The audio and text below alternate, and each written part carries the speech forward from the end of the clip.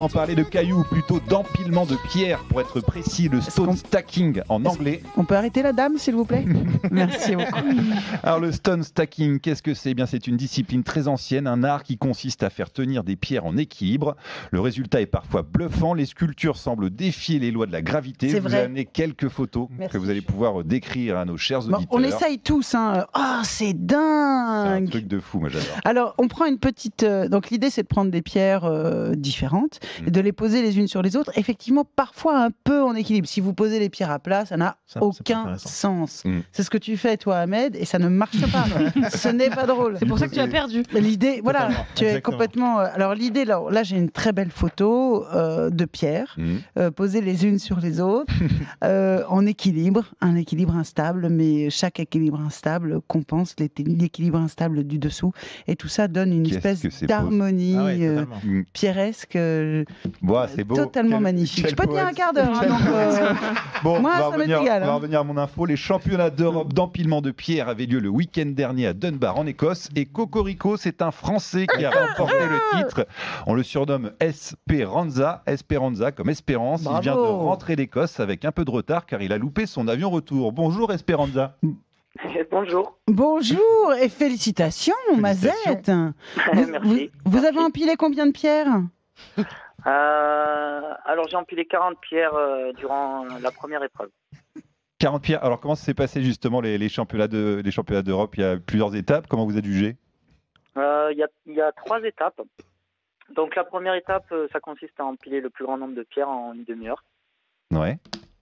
La deuxième épreuve, ils appellent ça le time balance. C'est une balance contre la montre. Donc c'est un équilibre. On dispose de 5 pierres et il faut faire un équilibre, essayer de faire un équilibre artistique et utiliser les 5 pierres qu'on nous donne en 3 minutes. D'accord.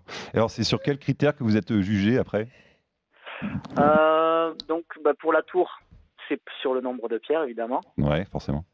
Pour la deuxième étape, c'est si on utilise toutes les pierres, déjà on part sur une bonne note des juges. Et ensuite, c'est au niveau de la difficulté. Voilà. D'accord. Comme vous expliqué auparavant, si on met juste les pierres les unes sur les autres, bon, Ça va pas. voilà, ça va pas.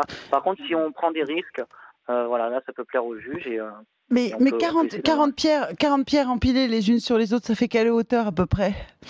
alors, je fais 1m74, c'était un peu plus grand que moi, donc ça devait faire quand même. 1m80. Tu te rends compte? Et vous choisissez les pierres avec attention ou vous prenez le tout venant, j'ai envie de dire?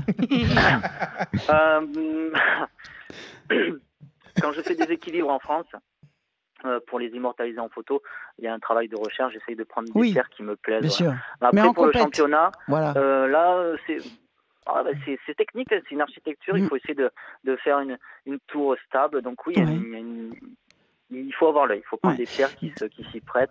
Dites-moi, voilà. mon garçon, quand vous dites, quand vous passez les frontières, par exemple, et qu'on vous dit qu'est-ce que vous faites comme travail, et que vous répondez empileur de pierres, comment ça se passe? Sachant que le mari de Maïtena s'appelle Pierre, donc ça prête à confusion. C'est vrai, je n'avais pas pensé à ça, et c'est très joli. C'était moi plutôt le mot empileur qui me faisait rire, mais non, sérieusement, vous êtes nombreux à faire ça.